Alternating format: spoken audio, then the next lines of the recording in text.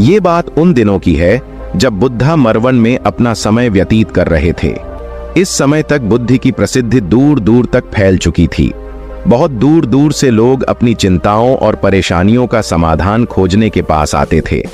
ऐसे ही एक दिन जब बुद्धा मरवन में अपने शिष्यों को प्रवचन दे रहे थे तो एक अधेड़ उम्र का व्यक्ति अपने 2021 वर्ष के पुत्र को अपने साथ लिए बुद्ध की तरफ चला आ रहा था।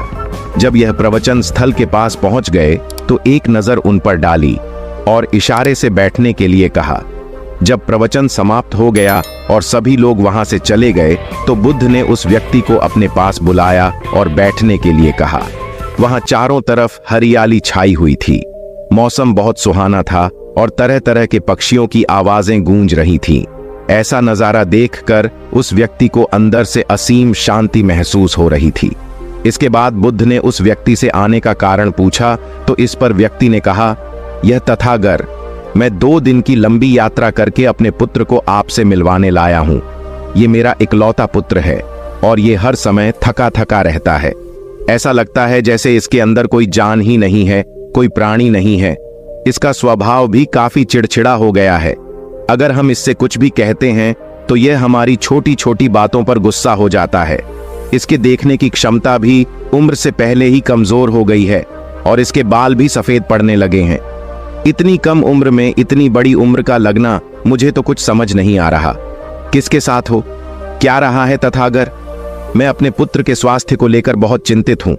जब मैं अपने पुत्र को वैद्य जी के पास लेकर गया तो उन्होंने कुछ औषधि दी और कहा, अपने पुत्र को तनाव कम लेने के लिए कहो। वो अपने दिमाग में बहुत अधिक तनाव लेता है, इसलिए उसकी ऐसी हालत हो गई है। लेकिन मुझे उनके बहुत समझाने के बाद भी तनाव का मतलब समझ नहीं आया। मुझे नहीं पता कि तनाव होता क्या है, ये किन कारणों से आता है और उसे कैसे अपने पुत्र के दिमाग से निकालूं। लेकिन मुझे सबसे पहले तो ये समझना है कि तनाव होता क्या है। इसीलिए तथागत मैं आपके पास आया हूं। कृपया आप मेरी समस्या का समाधान कीजिए। यह सुन बुद्ध उसके पुत्र को बड़े ध्यान से देखते हैं, उसके चेहरे को देखते हैं, उसकी आंखों को देखते हैं और फिर उसके हाथों की नब्ज को भी देखते हैं। ये सारी विधि करने के पश्चात बुद्ध उस व्यक्ति से कहते हैं, तनाव लेना तो कोई नहीं चाहता, लेकिन फिर भी यह तनाव लोगों के दिमाग को दीमक की तरह पकड़ लेता है और व्यक्ति जान भी नहीं पाता कि वह तनाव में जी रहा है। लेकिन अगर व्यक्ति तनाव के कारणों को अच्छे से समझ लेता है और तनाव के बारे में कोई ऐसा पैमाना बना लेता है जिससे वह जान सके कि वह कितने तनाव में है, तो वह इस समस्या का समाधान भी खोज सकता है। सबसे पहले तो तुम ये समझो कि तनाव होता क्या है। जब भी कोई व्यक्ति कोई काम कर रहा होता है लेकिन उसका मन कहीं दूर भटक रहा होता है, कल्पनाओं में होता है, तो उसके शरीर और मन के बीच एक दूरी पैदा हो जाती है। यह दूरी जितनी अधिक होगी, व्यक्ति उतनी ही ज्यादा बेहोशी की अवस्था में होता है और शरीर व मन के बीच की इसी दूरी, इसी खिंचाव को तनाव कहा जाता है। आखिर कोई पसंदीदा खेल खेलने के बाद व्यक्ति चुस्ती और प्रसन्नता से क्यों भर जाता है, जबकि उसने तो अपने शरीर को थकाया है। लेकिन समझने वाली बात यह है कि खेलते समय मन और शरीर एक साथ पूरी तरह से उस खेल में केंद्रित होते हैं, जिससे शरीर और मन के बीच दूरी पैदा नहीं होती और कोई तनाव पैदा नहीं होता। और अगर दिमाग में कोई तनाव था भी तो वो भी दूर हो जाता है। लेकिन इसके विपरीत जब हम कोई ऐसा काम करते हैं जो हमें पसंद नहीं है, तो हमारा ससुर तो उस काम को कर रहा होता है, लेकिन हमारा मन कहीं दूर कल्पनाओं में भटक रहा होता है, जिससे शरीर और मन के बीच एक दूरी पैदा हो गई और तनाव ने जन्म ले लिया।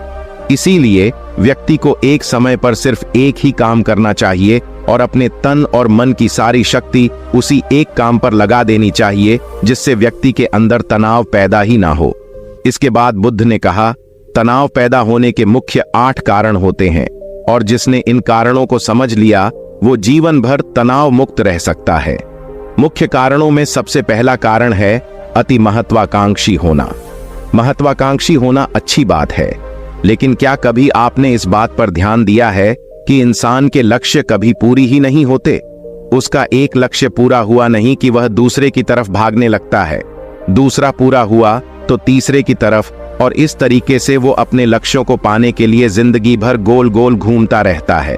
इसीलिए जो व्यक्ति अति महत्वाकांक्षी होता है, जिसने बड़े बड़े लक्ष्य बनाए होते हैं वह वर्तमान में कभी रह ही नहीं पाता। उसका मन सदैव भविष्य की योजनाएं बनाने में ही व्यस्त रहता है। उसका शरीर तो वर्तमान में रहता है लेकिन भविष्य में ही रहता है, जिससे मन और शरीर के बीच दूरी पैदा हो जाती है और वह तनाव भरी जिंदगी जीने लगता है। बुद्ध के मुंह से यह बात सुन उस लड़के ने कहा, बुद्ध, तो फिर इसका मतलब है कि हमें लक्ष्य नहीं बनानी चाहिए, क्योंकि लक्ष्य बनाना भी तो महत्वाकांक्षा ही है। इस पर बुद्ध ने कहा, जीवन में लक्ष्य बनाना कोई गलत बात नहीं है, लेकिन समस्या तब उत्पन्न होती है जब वो अपना पूरा ध्यान उस लक्ष्य से मिलने वाले परिणाम पर ही लगा देते हैं और उसके परिणाम की चिंता करते रहते हैं। व्यक्ति को वर्तमान में जीना आना चाहिए। आप लक्ष्य बनाइए और उस लक्ष्य की प्राप्ति के लिए कड़ी मेहनत करिए, लेकिन साथ ही साथ आपको इस बात का भी ज्ञान होना चाहिए कि आप अभी वर्तमान में जी रहे हैं और वर्तमान ही सत्य है। बुद्ध ने आगे कहा, तनाव का दूसरा सबसे बड़ा कारण है ईर्ष्या। जब व्यक्ति ईर्ष्या और जलन से भर जाता है तो उसका मन अंदर से सड़ने लगता है। ईर्ष्या एक आंतरिक घाव है। आंतरिक घाव यानी मन का घाव। व्यक्ति के शरीर का घाव तो भर सकता है लेकिन मन का घाव कभी नहीं भर सकता। इसीलिए व्यक्ति को दूसरे की खुशी और तरक्की से कभी ईर्ष्या नहीं करनी चाहिए, क्योंकि तनाव का कारण है। इसके बाद बुद्ध ने तनाव का अगला कारण बताते हुए कहा कि आरुषिपूर्ण काम करने से भी मन में तनाव पैदा होता है। जो काम करना हमें पसंद ही नहीं है, जिसका में हमारी रुचि ही नहीं है, उस काम में हमारा मन लग ही नहीं पाएगा। हमारा शरीर तो वही बैठा रहेगा लेकिन हमारा मन कल्पनाओं की उड़ान भरेगा, जिससे शरीर और मन के बीच दूरी पैदा हो जाती है और व्यक्ति तनावग्रस्त हो जाता है। इसीलिए इंसान को हमेशा अपनी रुचि के अनुसार ही कार्य करनी चाहिए। अगर व्यक्ति ने ये पता कर लिया कि उसे कौन सा काम करना पसंद है और वो उसी काम को अपने जीवन का लक्ष्य बना लेता है, तो फिर वो काम उसके लिए काम नहीं बल्कि खेल बन जाता है। फिर बुद्ध ने कहा, तनाव का चौथा कारण होता है किसी दूसरे से अच्छा रखना। बुद्ध ने उस व्यक्ति की ओर इशारा करते हुए कहा, एक पिता होने के नाते तुम्हारी अपने पुत्र से बहुत सी अपेक्षाएं होंगी कि तुम्हारा पुत्र एक बहुत ही कामयाब इंसान बने, तुम्हारा नाम रोशन करे, जैसा तुम चाहते हो उस तरह का जीवन जिए, तुम्हारी हर बात मानी। लेकिन क्या आज तक कभी किसी की सारी अपेक्षाएं पूरी हुई है? जब भी कोई व्यक्ति किसी दूसरे से कोई अपेक्षा रखने लगता है तो वो अनजाने में अपने लिए तनाव पैदा करने लगता है। जरा सोचो कि अगर तुम्हारा बेटा तुम्हारे अनुसार काम नहीं कर रहा और वो नहीं बन पा रहा जो तुम उसे बनाना चाहते हो, तो निश्चित रूप से तुम्हारे दिमाग को तनाव पकड़ लेगा। तुम तनाव से भरा जीवन जीना शुरू कर दोगे और इस तनाव के बस में आकर तुम ऐसा व्यवहार करोगे, ऐसी बातें करोगे कि तुम्हारा अपने पुत्र के साथ संबंध और भी खराब होता चला जाएगा। इसीलिए व्यक्ति को जितना हो सके उतनी कम अपेक्षाएं दूसरों से रखनी चाहिए, और अगर पूरी तरह से तनाव मुक्त रहना है तो दूसरों से अपेक्षा रखना ही बंद कर दो। इसके बाद बूथ ने कहा कि शारीरिक कष्ट भी इंसान के तनाव का एक कारण होता है। जब व्यक्ति किसी शारीरिक पीड़ा से गुजर रहा होता है तो उसका पूरा ध्यान बस अपने उस शारीरिक दर्द पर होता है और वो पूरे दिन बस उसी के बारे में सोचता रहता है, जिससे उसका मन दुख के विचारों से भर जाता है और ऐसी स्थिति में व्यक्ति तनावग्रस्त रहने लगता है। ये सुन उस व्यक्ति ने कहा कि हे बुद्ध, शारीरिक दुख तो किसी भी व्यक्ति को हो सकता है, तो फिर क्या हुआ? व्यक्ति जीवन भर तनाव में ही जिएगा? इसका जवाब देते हुए बुद्ध ने कहा कि इंसान को ये बात समझनी चाहिए कि हमारा जीवन दुखों का आधार है। जैसे जैसे हमारा जीवन आगे बढ़ता है, इसमें दुख आते हैं, बीमारियां आती है और फिर अंत में मृत्यु भी आती है। तो बीमारियां इंसान के जीवन का अभिन्न अंग है, कोई इनसे बच नहीं सकता। बस किसी किसी के जीवन में ये समय से पहले आ जाती है तो किसी के बाद में पढ़ाती सबको है। जब इंसान का मन इस बात को अच्छे से समझ लेगा तो फिर वह अपनी बीमारी के बारे में सोच सोचकर ज्यादा तनाव नहीं लेगा, क्योंकि यह हमारे जीवन का अभिन्न हिस्सा है और इसके लिए व्यक्ति को शारीरिक रूप से भी अभ्यास करते रहना चाहिए। अपने जीवन में व्यायाम और स्वस्थ जीवन शैली को भी जगह देनी चाहिए ताकि उसका शरीर लंबे समय तक निरोगी रहकर सही से काम कर सके। तनाव का अगला कारण होता है अपनी योजनाओं को समझने के लिए समय न देना। कुछ लोगों के दिमाग में कोई विचार आया नहीं है कि वो बिना सोचे समझे उस पर काम करना शुरू कर देते हैं, और जब उस काम में उन्हें असफलता मिलती है तो वह तनाव से भर जाते हैं, क्योंकि उन्होंने उस काम को शुरू करने से पहले उसके बारे में पूरी जानकारी इकट्ठा नहीं की थी।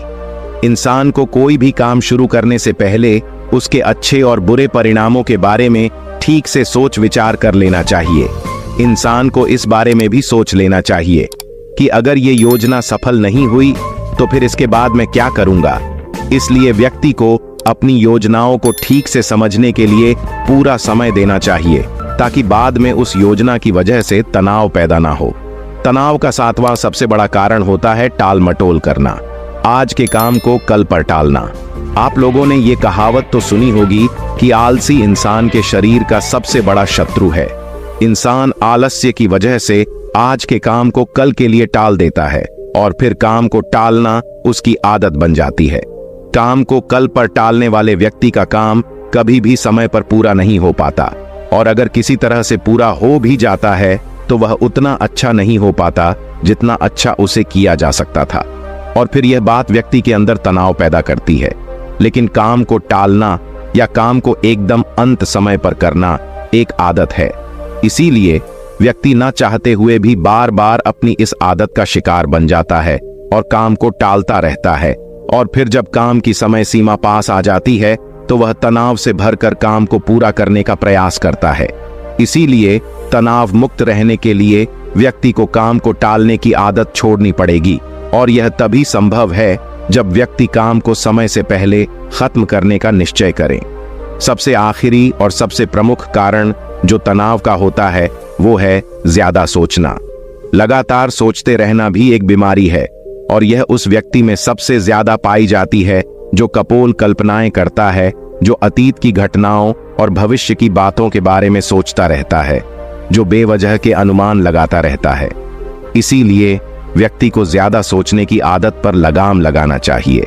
इसके लिए जितना हो सके खुद को काम में व्यस्त रखना चाहिए, और हर दिन ध्यान का अभ्यास करने को अपने जीवन का हिस्सा बना लेना चाहिए। बुद्ध के मुंह से यह सारी बातें सुनकर उस व्यक्ति ने हाथ जोड़कर कहा, बुद्ध, मेरा पुत्र तो अभी मात्र 20 वर्ष का ही है, और इसमें अभी इतनी समझ भी नहीं है कि यह आपकी बताई सारी बातों का एक साथ पालन कर सकें। आप कृपया करके तनाव मुक्त रहने का कोई आसान सा तरीका बता दें, जिससे मेरा बेटा उसका अनुसरण भी कर सके और तनाव मुक्त भी रह सके। उस व्यक्ति की यह प्रार्थना सुन बुद्धि ने कुछ सोचते हुए जवाब दिया, अगर तुम इतनी सारी बातों का पालन नहीं कर सकते तो इसके लिए एक बहुत ही आसान विधि है। तुम एक बार में एक काम को करने पर ध्यान लगाओ भी काम कर रहे हो, उस समय पर सिर्फ उसी काम को करो, सिर्फ उस पर ही अपना पूरा ध्यान लगाओ, और अगर तुम्हारा मन इधर उधर भटक जाता है तो जैसे ही तुम्हें याद आए उसे वापस फिर उसी काम में लगा दो। ये सबसे आसान और अच्छा तरीका है तनाव मुक्त रहने का। जब तुम भोजन करो तो उस समय सिर्फ भोजन ही करो, उसके पूरे स्वाद का आनंद लो, उसी अनुभव करो। जब चलो तो अपना पूरा ध्यान सिर्फ चलने लगा दो। इससे तुम्हारा मन और तुम्हारा शरीर दोनों एक जगह पर केंद्रित रहेंगे। दोनों